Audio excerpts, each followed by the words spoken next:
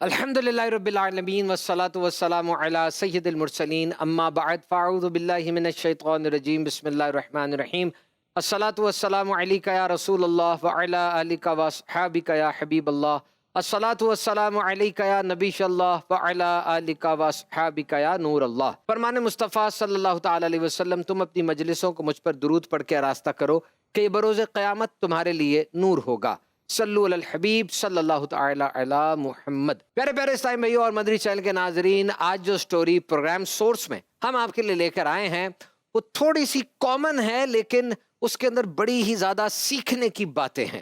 ہوا یہ کہ ایک بابا جی جو بڑے اچھے کاروباری انسان بھی تھے اور بڑا سیٹ ان کا کاروبار تھا، اور اب ان کی عمر ایسی ہو گئی تھی کہ پوتے پوتیاں نواسے نواسیاں بھی ان کی زندگی میں آ چکی تھیں۔ سارا کچھ ہو چکا ہے جناب، اب حج کر لیتے ہیں، ایک ہی کام رہ گیا ہے۔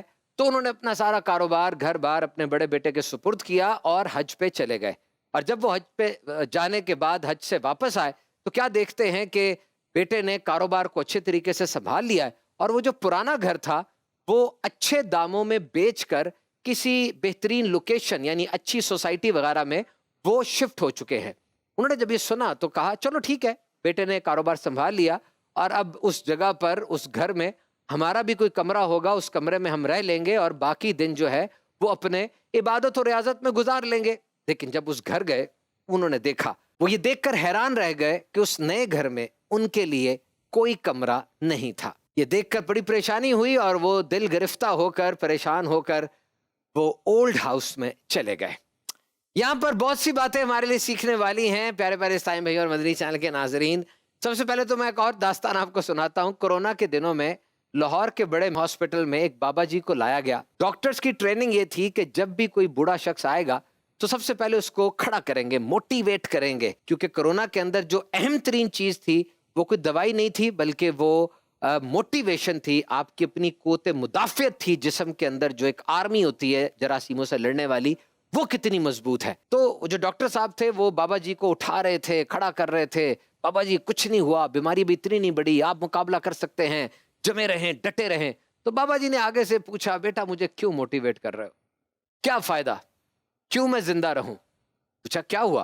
وہ کہنے لگا دیکھو میرے بچوں نے مجھے سب سے پیچھے کمرہ دیا ہوا ہے، مجھے گھر کے کسی معاملے میں وہ انوالو بھی نہیں کرتے، اور میری کوئی اتنی حیثیت ہی نہیں رہ گئی، مجھے تو اپنا آپ اس دنیا میں بے معنی سا لگتا ہے۔ تو مدری چینل کے ناظرین یاد رکھیے، یہ بڑا ضروری ہے کہ آپ بابا جی کو اور مائی صاحبہ کو یعنی بوڑھوں کو اپنے ریگولر سسٹم میں انوالو کریں، ان سے مشورے لیا کریں اور ان کو باتیں بتایا کریں۔ بڑھاپے میں جا کے آپ جوان ہو رہے تھے نا، وہ بوڑھے ہو رہے تھے، اور بڑھاپے میں سب سے پہلی جو چیز آتی ہے ڈاکٹر سے دوستی ہو جاتی ہے، بیماریاں آتی ہیں، دماغ سکڑتا ہے، شوگر بلڈ پریشر پہلے نہیں تھی، اب اس کے لیولز بڑھنا شروع ہو جاتے ہیں، نظر کمزور ہوتی ہے، زبان میں لکنت آتی ہے، جسم جو ہے وہ اب ہلکا ہلکا ہل رہا ہے، پتہ نہیں چل رہا چیزوں کا، سمجھ نہیں آ رہی۔ ایسے وقتوں میں آپ اپنے والد کی آنکھ بنیں گے، آپ اپنے والد کا دماغ بنیں گے۔ اب آپ نے ان کو بتانا ہے اور ان کی جو بھی کمزوریاں بظاہر آ گئیں میڈیکلی، ان کے اوپر پردہ ڈالنا ہے۔ آئیے جو کہانی ہم نے سنی، اس کہانی کے بارے میں اب ایک ماہر ایکسپرٹ کی رائے لے لیتے ہیں۔ لیکن اس کے پیچھے روٹ کازز کیا ہیں، ہمیں اس کو بھی جاننے کی ضرورت ہے۔ تو سائیکولوجیکل اگر ہم دیکھیں تو یہ ایک اینٹی سوشل پرسنالٹی ڈس آرڈر کی طرف اشارہ کرتا ہے، جس میں لیک آف ایمپتھی ہوتی ہے، یعنی ایک شخص کو دوسرے شخص کی فیلنگز کا بالکل خیال ہی نہیں ہوتا۔ اب اس کے اور بھی بہت سارے ریزنز ہو سکتے ہیں کہ جو بھی وہ شخص ہے، یعنی جو ان کی اولاد ہے، ان کے اندر یہ سیلفشنس ایکسٹریم لیول کی کس طرح سے پیدا ہوئی۔ تو یہ تھرو آبزرویشن بھی ہو سکتی ہے کہ انہوں نے اپنے ماحول میں دیکھا اور وہ چیز ان کے اندر ڈیولپ ہوئی، یا ان کی پراپر طریقے سے پرسنالٹی ڈیولپمنٹ نہیں ہوئی، یا پھر کچھ ایسی چیزیں ہوتی ہیں جس کو ہم کہتے ہیں نارسسسٹک پرسنالٹی ٹریٹس، کہ جس میں انسان کو صرف اپنی ہی فیلنگز کی فکر ہوتی ہے، دوسروں کی کیئر بالکل نہیں ہوتی، اپنے بارے میں ہی سوچتا ہے۔ تو اس طرح کی چیزیں ہو سکتی ہیں، یا پھر لیک آف ایموشنل انٹیلیجنس، اس کی وجہ سے بھی ایک انسان کے اندر ایکسٹریم لیول کی سیلفشنس پیدا ہوتی ہے۔ تو what ever the reason is, اب سمجھنے کی بات یہ ہے کہ ایسا کرنا چاہیے تو ایبسولوٹلی ناٹ. ان کے فادر نے تو، جو کہ ہم نے اس اسٹوری میں دیکھا، بہت اچھے طریقے سے ساری چیزیں مینیج کیں اور ڈسٹریبیوٹ کیں.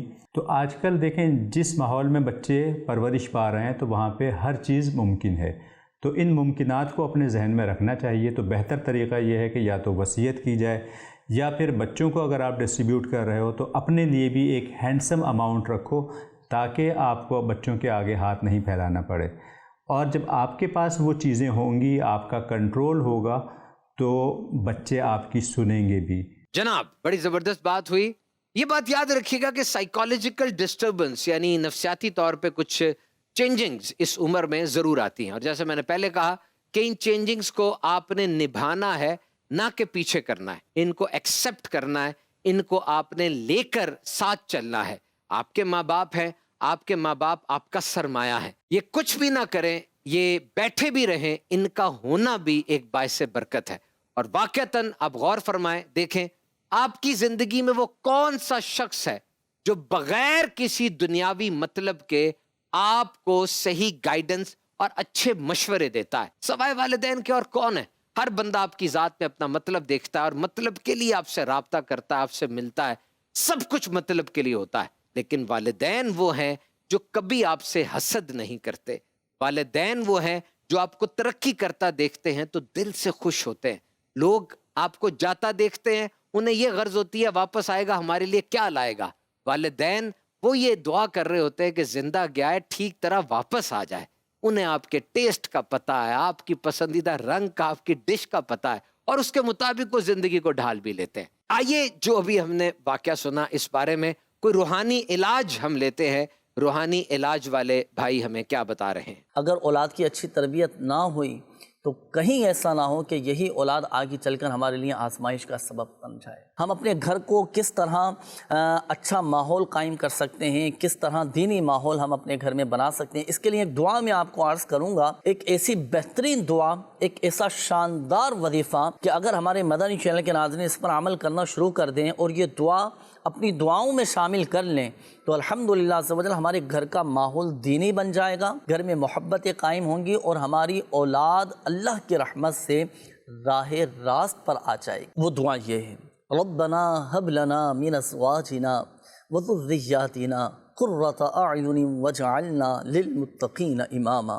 ہر نماز کے بعد کم از کم ایک مرتبہ یہ دعا ضرور پڑھ لیا. آیت قرآنی ہے، قرآنی دعا ہے، تو یہ دعا شامل رکھیں. الحمدللہ عز و جل ہمارے گھر کا ماحول دینی ہو جائے گا، محبتیں قائم ہوں گی، اولاد مطیع و فرما بردار ہو. اور اللہ نہ کرے اگر اولاد نافرمان ہو چکی ہو کسی کی اور ڈر لگا رہتا ہو، تو اولاد کو فرما بردار بنانے کے لیے، اولاد کو نیک بنانے کے لیے ایک اور روحانی علاج نوٹ فرما لیجئے، روزانہ پڑھنا ہے. جب نافرمان شخص سو جائے نا تو اب اس کے سرانے کھڑے ہو کر ایک مرتبہ سورۃ الاخلاص یعنی قل هو اللہ احد شریف آپ اتنی آواز کے ساتھ پڑھیں کہ اس کی آنکھ نہ کھلے.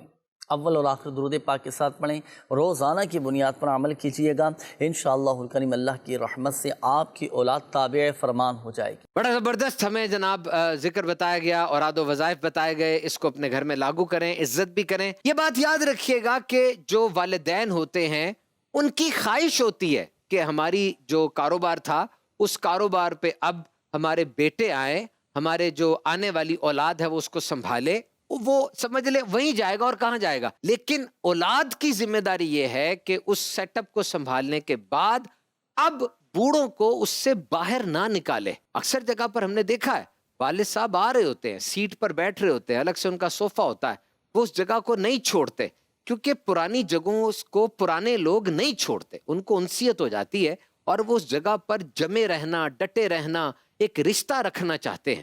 آپ ان کو نہ ایکسپیل آؤٹ کریں، ان کو انوالو کریں. تو خیال کیجئے. آئیے اب مفتی صاحب سے آج کے اس کلپ کے بارے میں رائے لے لیتے ہیں. یہ جو واقعہ بیان کیا گیا ہے اس میں اولاً تو یہ بات ذہن میں رہے کہ جو حج کا وقت ہوتا ہے یہ شادی، بیاہ، بچے، کاروبار، مکان، دکان اور پھر بچوں کی شادیاں، پڑھائیاں، ان سب کے بعد ہی نہیں ہوتا. حج کا وقت جو ہے جب حج فرض ہو جاتا ہے تو پھر حج کرنا لازم ہے. بغیر کسی عذر کے اس میں تاخیر نہیں کر سکتے. اور جو شخص تاخیر کرتا ہے بغیر کسی عذر کے تاخیر کرتا ہے، اس کے بارے میں حدیث میں فرمایا کہ خواہ وہ نصرانی ہو کر مرے یا وہ یہودی ہو کر مرے۔ تو اس لیے فقہاء کرام نے یہاں پر یہ بیان کیا کہ حج میں تاخیر نہیں کرنی چاہیے جب کہ حج فرض ہو جائے۔ زندگی میں جب بھی اللہ تبارک و تعالیٰ نے اس نعمت سے نوازا ہے کہ ہمارے پاس مال و دولت موجود ہے، اتنا پیسہ موجود ہے جس سے ہم حج کر سکتے ہیں اور کوئی عذر بھی لاحق نہیں ہے، تو فوراً حج کر لینا چاہیے۔ یہ ضمناً ایک بات تھی۔ جیسا کہ اس واقعے میں بیان کیا گیا کہ والد چلا گیا حج پہ اور پیچھے اس گھر کو بیچ دیا گیا کہ جو اس کا پرانا گھر تھا اور اس کے ساتھ اس کی یادیں وابستہ تھیں، اس کے ماں باپ کی، بھائیوں اور بہنوں کی یادیں وابستہ تھیں، اس گھر کو سیل کر دیا گیا، جس پر اسے ایک شوق لگا اور بطور خاص والدین کی دل آزاری۔ یہ تو بہت سخت ہے۔ ایک عام مسلمان کی دل آزاری کی بات کریں تو وہ اللہ اور اس کے رسول کو تکلیف ہے۔ جب مسلمان کو اذیت دی جاتی ہے تو اللہ اور اس کے رسول کو گویا کہ تکلیف دی، یہ بات اپنی جگہ جدا ہے۔ لیکن جب ماں باپ کو تکلیف دیں گے کہ جن کے لیے حسن سلوک کا حکم ہے، اور قرآن بار بار کہتا ہے وَبِالْوَالِدَيْنِ إِحْسَانًا، ان کے ساتھ اس نے سلوک کیا جائے، اچھے رویات کے ساتھ ان کے ساتھ برتاؤ رکھا جائے۔ انہیں اذیت دینا جن کے بارے میں قرآن کہے فَلَا تَقُلْ لَهُمَا اُفٍّ وَلَا تَنْهَرْهُمَا، انہیں جھڑکنے سے منع کیا گیا، بلکہ یہاں تک کہ فرمایا انہیں اف بھی مت کہو۔ اف تو بڑی چھوٹی سی چیز ہے، پھر اذیت دینا، انہیں ان کے گھر سے نکال دینا۔ کیا ماں باپ یہ چاہتے ہیں کبھی کہ اولاد کو گھر سے نکال دیا جائے اور وہ کسی ایسی جگہ پر رہنا شروع ہو جائے ان کی زندگی میں کہ جو ان کی ذاتی ملکیت نہیں؟ ماں باپ تو کوشش کرتے ہیں سارے ہی بچے ایک جگہ پر سٹے کریں، اسی ایک جگہ پر مل کے رہیں، اور یاد رکھیں ماں باپ ہماری جنت بھی ہیں، دوزخ بھی ہیں۔ بڑی پیاری بات کی مفتی صاحب نے کہ یہ لوگ کچھ بھی نہ کر رہے ہوں، گھر میں بھی بیٹھے ہوں، تب بھی باعث برکت ہے۔ انہوں نے اپنی جوانی آپ کو دی۔ کہا جاتا ہے کہ عورت سے کبھی اس کی عمر نہ پوچھو اور مرد سے کبھی جو اس کی آمدنی نہ پوچھو۔ صحیح کہتے ہیں نا، مرد اپنے لیے کماتا نہیں ہے، عورت اپنے لیے جیتی نہیں ہے۔ جب اولاد ہو جاتی ہے ساری خواہشات کو یوں ایسا لگتا ہے کہ دفن سا کر دیا جاتا ہے اور پھر بچوں کو آگے رکھا جاتا ہے۔ تو والدین کی قدر کیجئے، یہی ہماری جنت ہے، یہی ہماری دوزخ ہے۔